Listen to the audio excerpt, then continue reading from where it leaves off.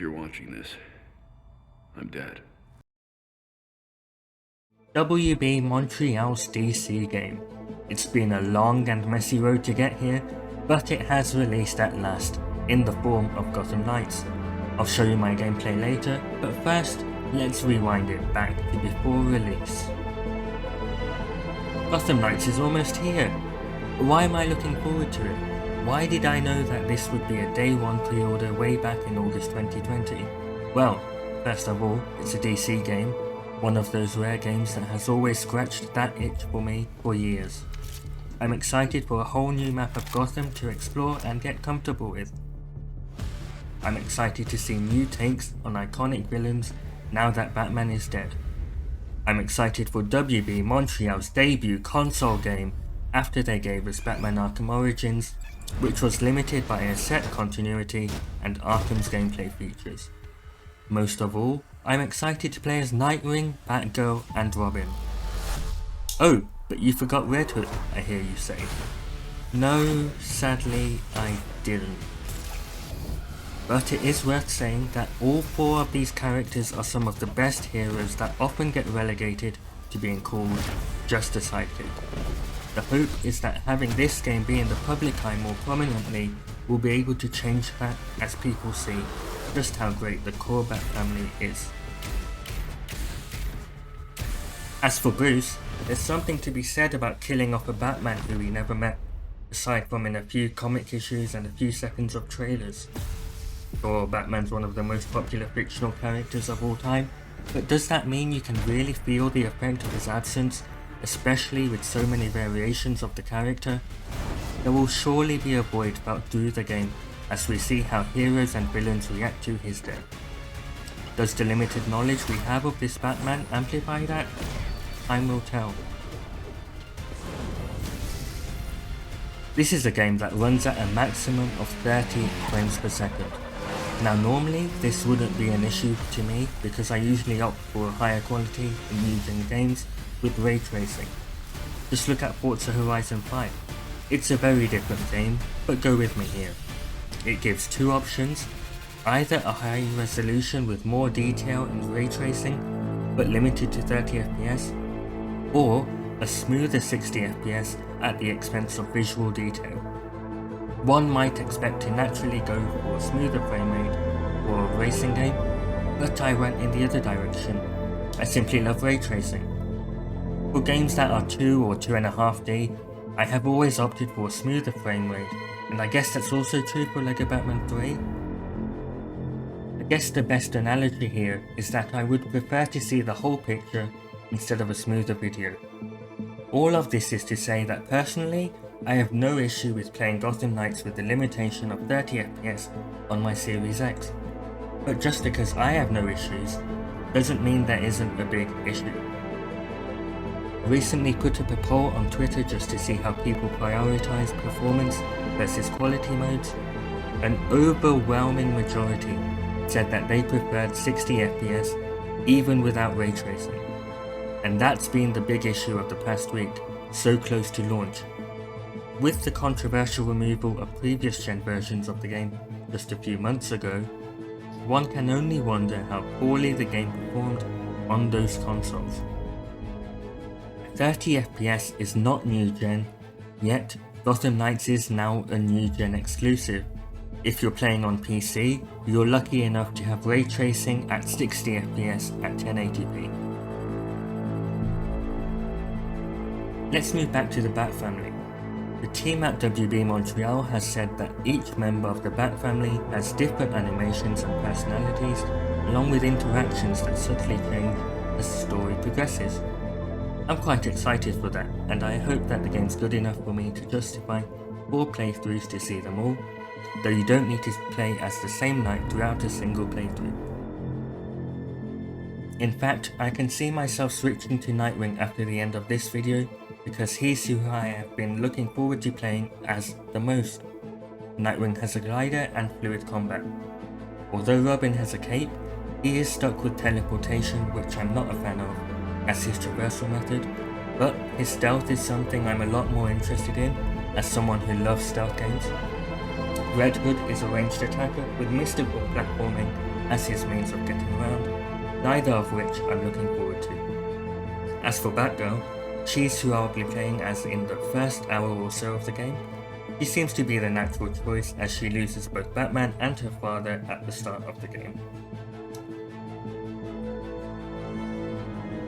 With all of that said, let's boot up the game and see how it is. As usual, it's worth saying that in recording this footage, some quality is lost, but it should be good enough to see the main features of the game.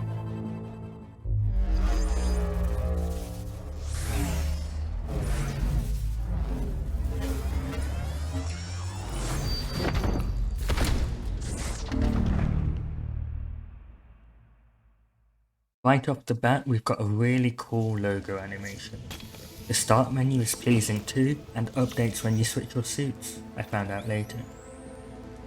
The game then starts with a strong opening cinematic with some great music. We get to see Batman's final moments to convince us that he is, as Montreal put it, dead. It's intense, and I like that. If you're watching this, I'm dead. But are you? We also get a look at the Batmobile, which looks quite cool, as well as the first of many Easter eggs, which I'm a sucker for. It was easier to connect to Batman than I thought it would be, and damn is it an emotional start to the game. I did learn that Jim had been dead for a while, but I stuck with Batgirl.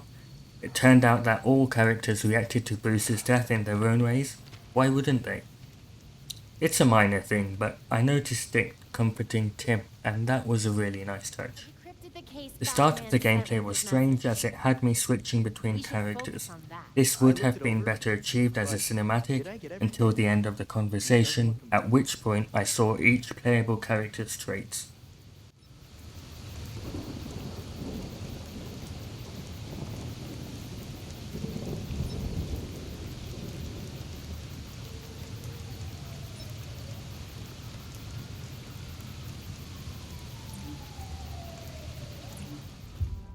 I loved the detective focus, and I appreciated how AR doesn't remove the art of the game by forcing you to switch into another mode like other games have done in the past. Unfortunately, some lines of dialogue overlapped each other unintentionally, and this has always been a peeve of mine, not just in this game. These ungraded papers are months old. You find anything, Batgirl? I would have hated So far, this guy as a nothing here. prof. Our professor is very dead. I'll let you know when I find the crime scene. I decided to check out the photo mode, and it seemed fairly standard with some body poses, but what struck me was how useful the lighting system seemed, showing where to place the camera for the best shot. In 2 hours of playtime, I didn't think to actually take a photo at any point. Then came the combat tutorial. This is where I started to notice more frame drops, aside from in some cinematics and certainly later while driving. Overall, I enjoyed the intuitive combat. I found it simple and easy to use, though this would only have been against more basic enemies at the start of the game. I liked that enemy stats and damage numbers could be turned off, as I despise seeing numbers that should be kept behind the scenes. Given that this was the start of the game, and in true Batgame fashion, I decided to stand and take the hits that enemies gave me. The few enemies I was fighting at the start took turns in throwing their punches, though this seemed to change when I had more enemies to fight as the game progressed. Death involved a simple respawn with a screenshot of a location in the city. There was also the option to automatically skip these loading screens on a new gen exclusive I had, as soon as the loading had finished, instead of having to press a button to confirm. In respawning, I saw that Robin's line of dialogue, giving Batgirl the same information, was indeed different to Red Hood's. Oh crap! It's Batgirl! What's she doing here?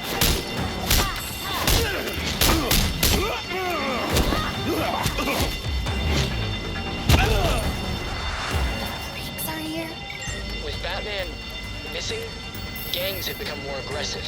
It was only a matter of time before the freaks showed up. Gotham needs to see that someone still cares. I'll take care of this. Freaks are here? Yeah, without Batman dropping in, the freaks and all the other gangs have been running wild. Gotham needs to see that someone still cares. I'll take care of this. Are the fumes Bonus getting to you, objectives buddy? of remaining undetected have so far been quite fun and sometimes challenging.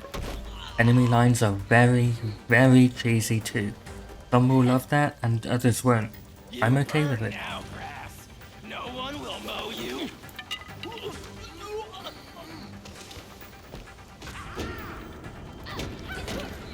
Reviewing later combat footage, I see that enemies still seem to attack one at a time, but it's the enemy attacks while Batgirl attacks that caused me to lose health the most.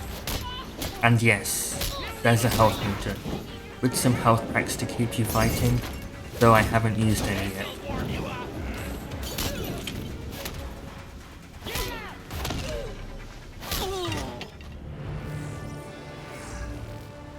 As for the bat cycle, it's another cool design, with a cloak to explain why you can just call it a short distance away from you. The GPS was easy to follow and it handles alright. It's not something I see myself using after I unlock the unique traversal methods for each character. The same goes for fast travel, which is in the game.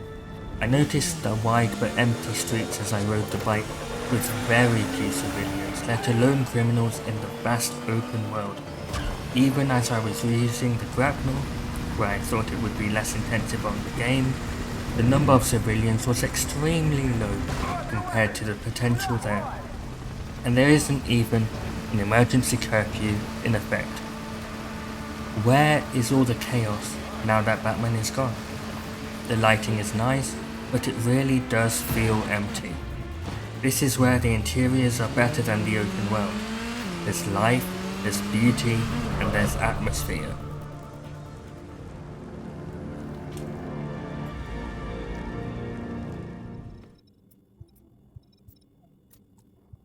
Love the interactions between the Gotham Knights in the Belfry. Crafting and the suit system are things I will need to learn, but it was easy to see how stats differ between suits with the colours and fewer stat numbers than normal. The transmog system was useful for me to upgrade stats, but not at the expense of appearance. It's at this point in the game that I was introduced to the main loop of leaving the Belfry at night to fight criminals to effectively fill up a clue meter until it unlocks story, or at least that's my understanding of it. This can only get repetitive, right? Especially when the open world isn't so enticing. Hopefully more stuff unlocks later, but I am disappointed with this open world so far. There isn't a grapnel boost system, but jumps can be performed at the end of each pull, keeping it flowing, and I spent a good chunk of time just playing with that.